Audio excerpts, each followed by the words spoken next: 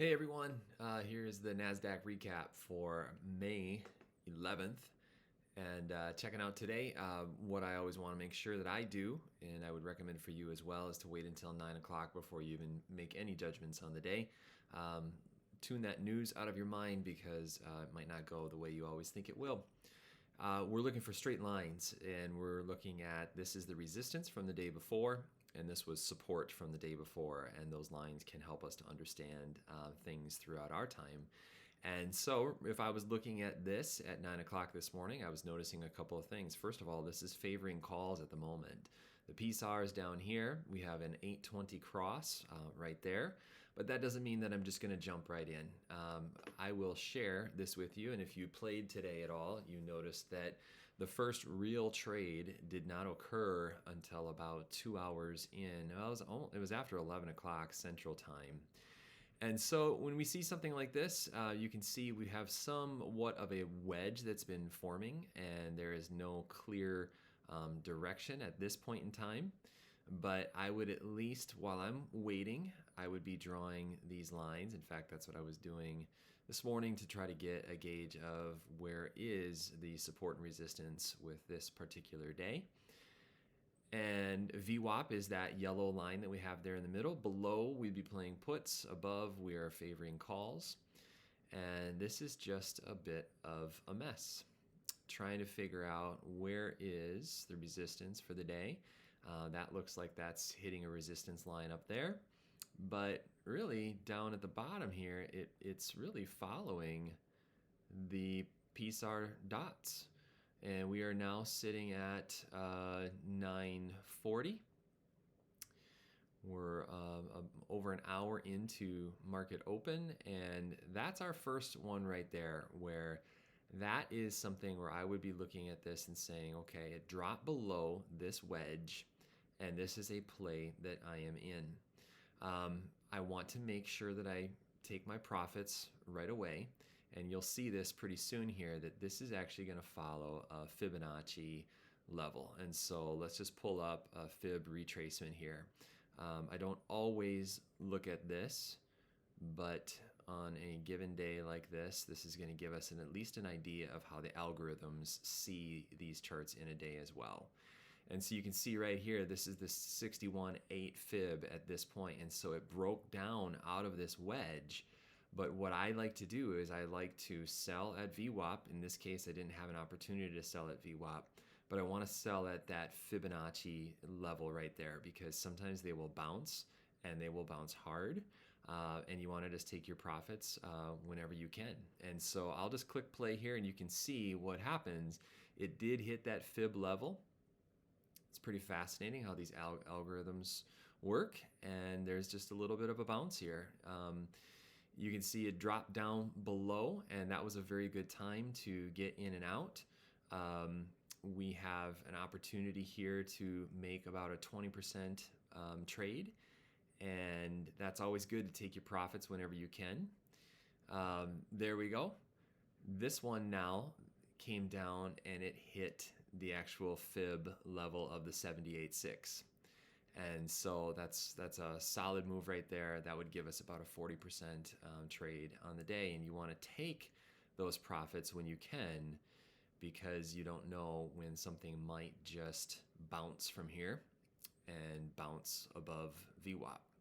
And that's really what happened at this point. So what I'm going to do is I will get rid of the Fibonacci levels just for now because that can sometimes provide way too much information on a screen, but I will put that horizontal line right in here.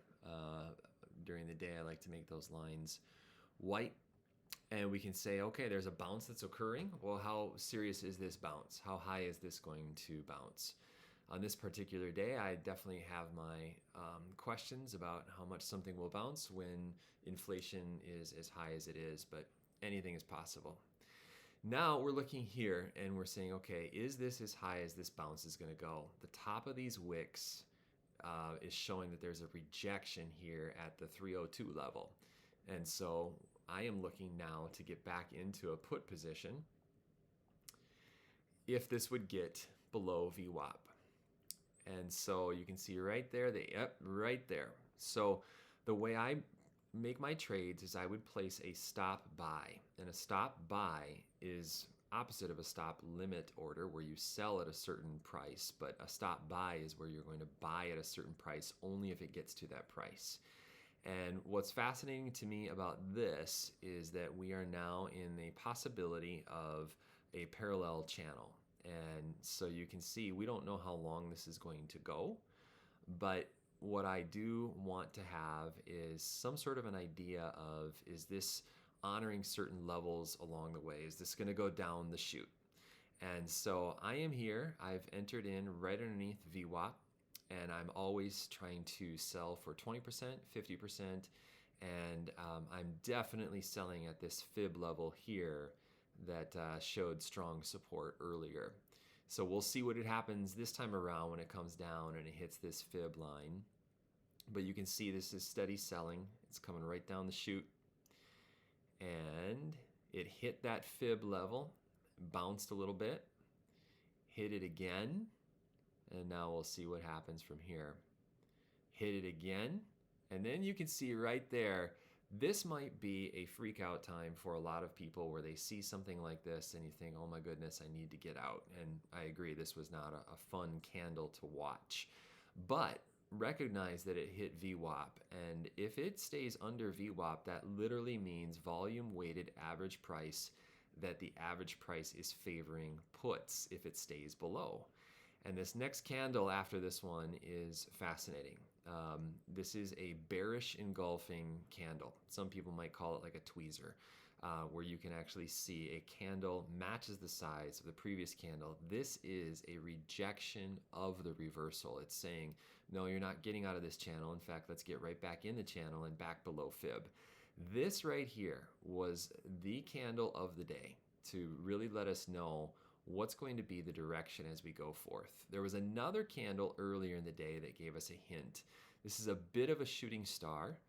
This was saying that it's definitely rejecting a level up high that was rejecting that 304 level.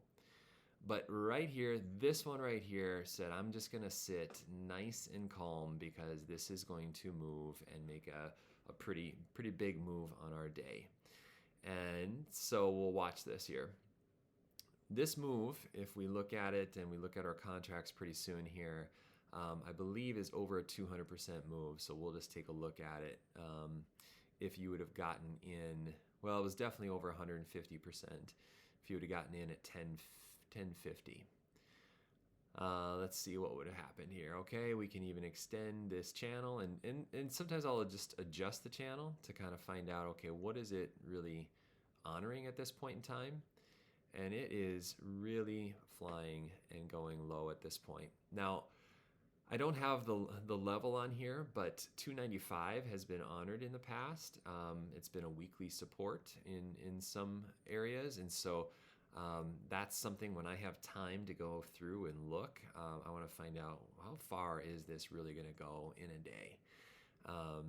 And so you can see there was a little bit of a bounce there at 294.35. So I want to make sure that I have that level in here as well, so we can see that throughout our time. And now I'll just let this play out. You can see it's really moving down that chute, and it still hasn't found a bottom yet at this time. So how could you have played this? First of all, to be able to pay for your position, 20%, 50%, make sure that you take your profits along the way. However, you get to a point right here and you can see, okay, this right here, that fib level was pretty important. And so I'm going to place my stop above this. And really, when I get happy down here, I'm going to sell, and people can figure that out, on their own. But you would have locked in profits, and you would have had your stop really above this line. It seems to be a safe line at this point. And we had a pretty strong bleed, throughout the day today. Maybe I'll zoom out a little. You can see this whole move. One thing to look at as well is once that PSAR on the 5 minutes switched, that PSAR has held this entire time until right here. But that is not always a sign to get out. If you had your stop right above that fib level, you were still in, because it went back down after that. So let's find out if you could have stayed in for the possibility of the full length of the move. We are now, that's a pretty strong candle on the way up. That happened at about 1 o'clock. So let's just pause right here and just say, okay, if you saw this right in here and you got out, let's say you got out at 1 o'clock. If we come back over here and we say, okay, you got in at, I think we noticed that was at 10:40, but let's just say you got in here at $1.35 and you got out at 1300 at 1 o'clock. Maybe you didn't get out at the very top, but you got out in the middle of 1 o'clock. So that, what did I say, $1.45? Let's say $1.50, and right up here, $5.10. So I have a little calculator here just to do this throughout a day, and let's just say $5.10 there. That's a 240% move by just being disciplined and staying in the move for the time that you were there. From there, you could be just very, very careful with the amount of money that you put down because you're now sitting pretty on the day. You have to anticipate that in a day there's going to be some sort of a fight back. But this day had a feel of very little bounce. And so I am noticing here that there is a wedge coming up, and we're trying to find out how high might that go. Maybe it tests that fib level. We'll see how high that goes, but I'm not looking to play calls at this point because it's so far below VWAP. What I am looking to do, yeah, look at this. It looks like it's getting very close, and it touched that Fibonacci level. So that same level that was support earlier, it looks right now that that's a resistance because we now have another tweezer candle. We have a bearish engulfing candle, but I'm not in yet. What I'm looking to do is if I'm going to get back in on this trade, I want to actually place a stop buy below this wedge. And so right there. So this right here was a rejection of a reversal, and this right here was a confirmation of that reversal. And so we also want to be cognizant of the low of the day that was in, and what I did is I got in on this candle here, and I sold at the low of the day. And that was, if I remember right, that was a 30% move, and it actually moved further down below after that. But when you get into that last half hour of the day, anything can happen, and I try to avoid that.